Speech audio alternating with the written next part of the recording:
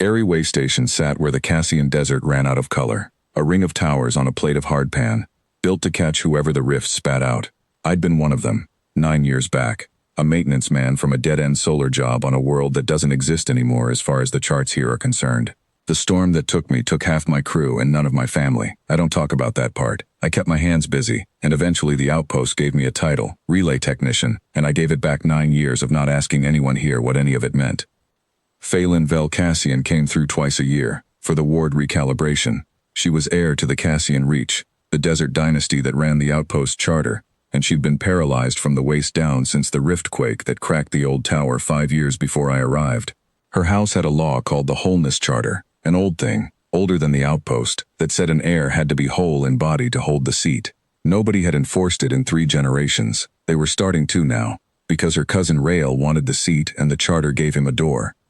The first time I saw her, the honor guard carried her up the tower stairs in a rigid transport chair, 2 men to a side, and set her down at the console like furniture being placed.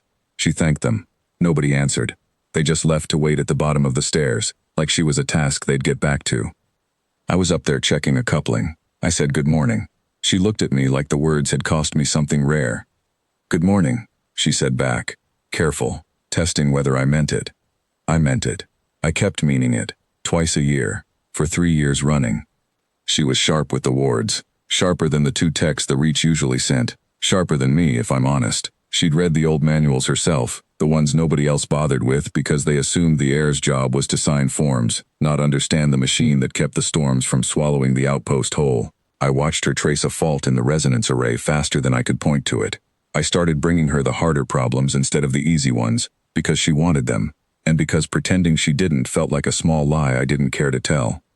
Word got around the tower crew that the technician talked to the heir like she was another technician, and mostly they let it be, because I kept the wards running and nobody had a complaint that outweighed that. Her own household staff were less easy about it. One of the honor guard told me once, not unkindly, that I ought to remember she was Cassian blood and I was outpost help. I told him I remembered fine. I just didn't see what her blood had to do with whether she could read a resonance chart, which she could, better than most men twice her rank. She asked me once, watching the desert go copper at dusk, whether I missed the world I'd come from. I told her some days. She said she understood that better than most, being heir to a seat that might never let her sit in it the way it was meant to be sat in. I didn't have a comfortable thing to say back, so I didn't say one. I think that was the visit she started trusting me, not because I found the right words, but because I didn't reach for false ones. Nobody carried a ramp up that tower. I don't know why it took me as long as it did to notice that. But I noticed, and one autumn between her visits I built one. Salvaged crate paneling, sanded smooth, bolted along the outside stair rail, where the honor guard's chair usually went. I didn't tell her house. I didn't tell her. I just had it ready the next time her transport rolled in, and I stood back and let her see it for herself. She sat in the yard a long moment looking up at it before she wheeled herself over. You didn't ask permission, she said. Didn't think I needed it. It's your tower. She went up it herself. Slower than the guard could have carried her, and steadier than she'd ever looked coming up those stairs before. At the top she didn't thank me. She just said my name, Silas, like she was trying it out loud for the first time, the way you test a word you've been thinking privately for a while. Then she got to work.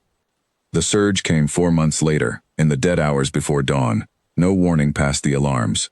A rift storm doesn't announce itself kindly. The sky goes the color of a bruise, and the wards either hold or they don't. Mine had gone soft on the east relay 2 days prior, and I hadn't finished the fix. I was halfway up the tower stairs with a toolkit banging against my hip when I found her already at the console, alone, chair locked against the base of it, hands moving over the resonance keys faster than I'd ever seen anyone move them. Go to the east relay, she said, not looking up. I have this one. I went. When I got back 40 minutes later, soaked in ozone and shaking, the storm had broken against wards that had held true the entire time. Every one of them, including the console she'd rebalanced by hand while half the outpost's automated failsafes sat dead.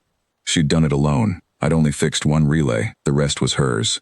By the time the Reach's assessment officers arrived 3 days later to review the incident, Rael was already standing in the yard, describing how his emergency protocols had saved Airy Way Station. I stood at the back of the gathered crowd and said nothing, because nobody had asked me, and because for one shameful hour I told myself it wasn't my place.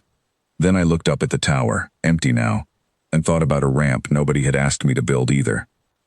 The charter tribunal convened 4 days after that, not to honor anyone but to formally rule on Phelan's fitness to hold her seat, using the storm as evidence that the outpost needed a whole-bodied hand at the console during emergencies. Rail sat at the front in ceremonial blue. But Phelan sat lower, at the petitioner's bench, where an heir shouldn't have to sit in her own house's hearing. I stood at the back until the tribunal officer asked, as a formality, if any witness present had observed the incident directly. I raised my hand before I'd decided to. They let me speak.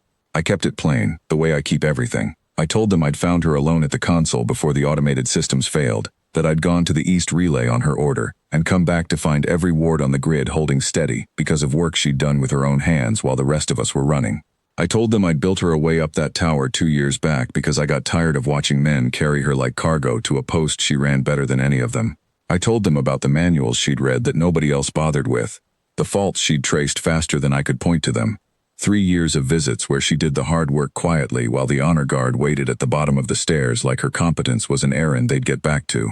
I wasn't there to make a case for her. I was there because I'd seen what happened, and somebody ought to say it plainly instead of letting the record stand wrong. Then I told them one more thing, because it was true and because I'd carried it silently long enough. Whatever the tribunal ruled, I wasn't leaving the tower. Whole body, half body, seat or no seat, I'd be at that console beside her the same as I'd been for 3 years, because that's where I intended to stay. The chamber went quiet in the particular way a room goes quiet when it's been caught believing something false. The tribunal officer looked at Rail's account, and then at the storm logs, which didn't lie the way ceremonial blue could. It took them 11 minutes to strike the Wholeness Charter's application to that year's succession, and rule the storm's outcome as evidence of fitness, not against it. Phelan didn't cheer. She just turned in her chair and found me at the back of the room, and her eyes did the thing eyes do when they've been braced for a loss and don't have to be anymore. Wet, but steady, not breaking. Afterward, on the tower stairs, she stopped halfway up the ramp and looked back down at me. "You could have said nothing," she said. "It would have been easier." Wasn't ever going to be easier, just quieter. She held out her hand, not for help up, she didn't need that, but to hold on to something while she caught her breath at the landing. I took it anyway, because that's not the same as being carried, and because some things a man does for a woman aren't about what she needs and everything about what he's chosen. "Stay," she said, not a question. "Already told the tribunal I would." She almost smiled at that, the careful kind, like she was still testing whether the words would hold. They held.